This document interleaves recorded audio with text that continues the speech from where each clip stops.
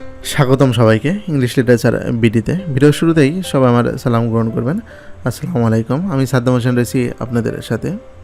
আপনাদের সকলের অবগতির জন্য জানানো যাচ্ছে যে এই চ্যানেলের পক্ষ থেকে ষষ্ঠ গণবিজ্ঞপ্তির আবেদনটা করিয়ে দেওয়া হচ্ছে।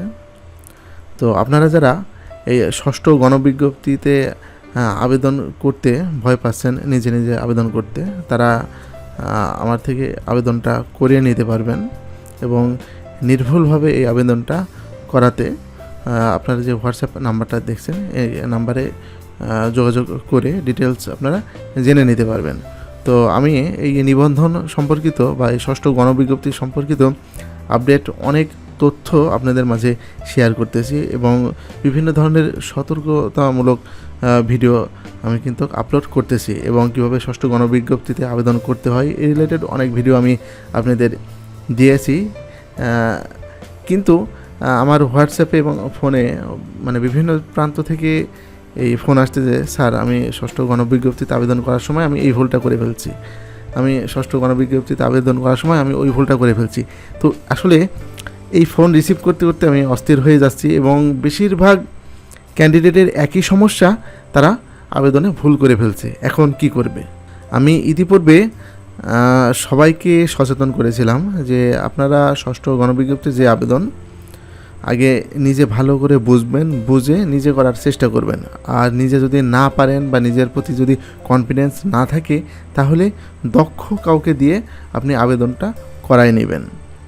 কারণ এই যে এত ক্যান্ডিডেট পিছনে ফেলে আপনি যে কম্পিটিশন পার করে আপনি যে কাঙ্ক্ষিত লক্ষ্যে আপনি পৌঁছায় গেলেন জাস্ট খালি একটা আবেদনের মাধ্যমে, এখন আপনার একটা প্রতিষ্ঠান সিলেক্ট হবে এবং আপনার চাকরিটা নিশ্চিত হবে এবং আপনার এই যে শিক্ষা জীবন বলেন বা চাকরির পিছনে দৌড়ানো এইটার এখন অবসান হবে এবং আপনার লাইফটা একটা স্থির অবস্থানে আসবে এই চাকরিটা পাওয়ার মাধ্যমে।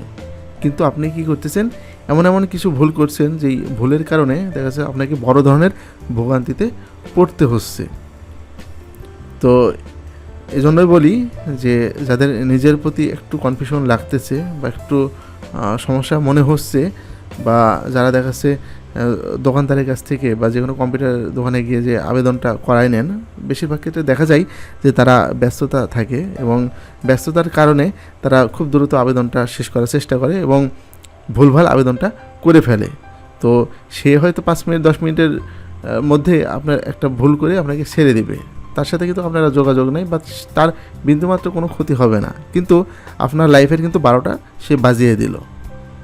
এই কারণে বলি যে আবেদনটা যখন করবেন অবশ্যই সতর্কতার সাথে আবেদনটা করতে হবে এবং এক্সপার্ট কাউকে দিয়ে আবেদন করাতে হবে, বিশেষ করে যারা এই বিষয়টা ভালো বুঝে।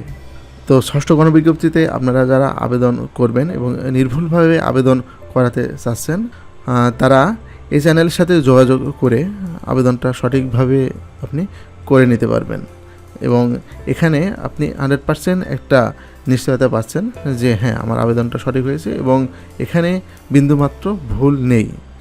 তো আমি একজনকে দেখলাম যে সে বলতেছে যে স্যার আমার আসলে আবেদন এখন ভুল হয়ে গেছে, তো আমি ফিটি সব পরিশোধ করে ফেলছি, তো এটা চেঞ্জ করার কোনো উপায় আছে কি না? যদি এখানে 5,000 টাকা খরচ হয় আমি করব, সমস্যা নেই, কিন্তু আমার আবেদনটা এখন চেঞ্জ করতে হবে, আমি অনেক বড় একটা ভুল করে ফেলছি। তো আমি তাকে বললাম যে আপনি এখন 5,000 টাকা কেন, এখন 5 লক্ষ টাকা খরচ করলেও আসলে এই আবেদনটা এখন সংশোধনের কোনো উপায় নেই। আপনার উচিত ছিল, আপনি যেহেতু আবেদনটা নিজে করতে পারবেন না বা নিজের প্রতি কনফিডেন্স নেই, উচিত ছিল এক্সপার্ট কাউকে দিয়ে আবেদনটা করিয়ে নেওয়া। তো যাই হোক, এখন যেটা হয়ে গেছে সেটা তো আর বলে লাভ নেই, এখন রেজাল্ট পর্যন্ত অপেক্ষা করেন এবং দেখেন এটা কি হয়। তো যাই হোক, আপনারা যারা আবেদন করতে ইচ্ছুক আছেন তারা এই চ্যানেলের সাথে যোগাযোগ করুন। আর নিজেরা যারা আবেদন করবেন তাদের জন্য সতর্ক করি, সেটা হচ্ছে আপনি যদি কোনো কম্পিউটার দোকান থেকে আবেদন করে নেন তাহলে অবশ্যই আপনার তথ্যগুলো সঠিক আছে নাকি সেটা আপনি যাচাই করে নেবেন এবং ফাইনালি আপনার যেই এই ফিটা পরিশোধ হয়েছে কি না সেটা আপনি একদম 100% শিওর হয়ে নেবেন। কারণ এই যে ফির কারণে আর এই যে ভুলের কারণে যে চাকরি হয় না এর গল্প আমার চ্যানেলে কিন্তু আছে, এবং এর জন্য দেখা যাচ্ছে একটা ক্যান্ডিডেটের লাইফই নষ্ট হয়ে গেছে, অর্থাৎ সে তার সুযোগ থেকে বঞ্চিত হয়ে গেছে কেবলমাত্র এই ভুলের কারণে। তো আমার চ্যানেলে ভিডিওটি আছে, ডিসক্রিপশন বক্সে আমি দিয়ে দিব, আপনারা এখান থেকে দেখে নেবেন। সতর্কতামূলক একটা ভিডিও, এবং এখান থেকে অনেক কিছু আসলে শেখার রয়েছে। তো যাই হোক, সবার জন্য শুভকামনা, এবং দোয়া করি যারা ষষ্ঠ গণবিজ্ঞপ্তিতে আবেদন করতেছেন সবার আল্লাহ তাআলা রিজিকের ব্যবস্থা করে দিক। তো সবাই ভালো থাকবেন, আমার জন্য দোয়া করবেন। আল্লাহ হাফেজ।